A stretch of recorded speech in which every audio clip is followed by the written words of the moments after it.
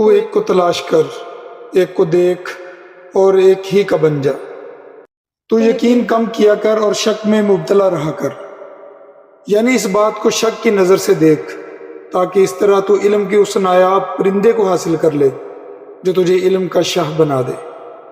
اور اگر تو عمل کا خواہش مند ہے تو پھر اپنے یقین کو پختہ سے پختہ کر اور ایک کو تلاش کر، یعنی اللہ کے ایک ہونے پر مکمل اور پختہ یقین رکھ، اسی سے مدد مانگ، اسی پر بھروسہ کر اور اسی کا بن کے رہ۔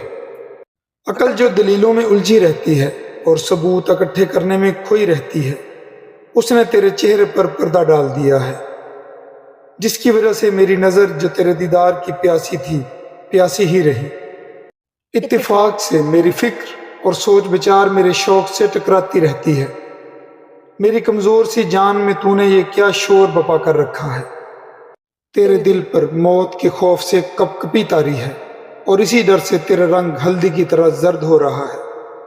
میں تجھے ایک نسخہ بتاتا ہوں جس سے تیرا خوف ختم ہو سکتا ہے، اور وہ یہ کہ بے خودی سے باز آ جا، یعنی غفلت کو ترک کر اور اپنی خودی کو مضبوط سے مضبوط تر بناتا رہ۔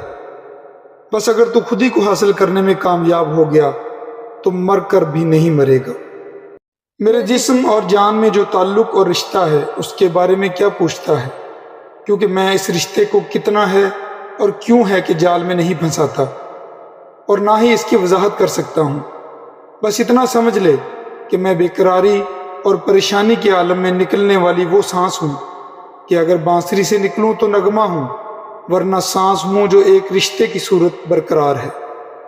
ایک باریک بھی اور گہری نظر رکھنے والے بزرگ نے مجھ سے فرمایا، تیرا آج تیرے گزرے ہوئے کل کا پیغام ہے، لہذا اپنے دل کی نظر کو بے پرواہ محبوباؤں سے بچا کے رکھ کہ تیرا دل اللہ کا گھر ہے، اور اس کو اللہ کے حوالے کرنے کی بجائے کسی اور کے حوالے کرنا حرام ہے۔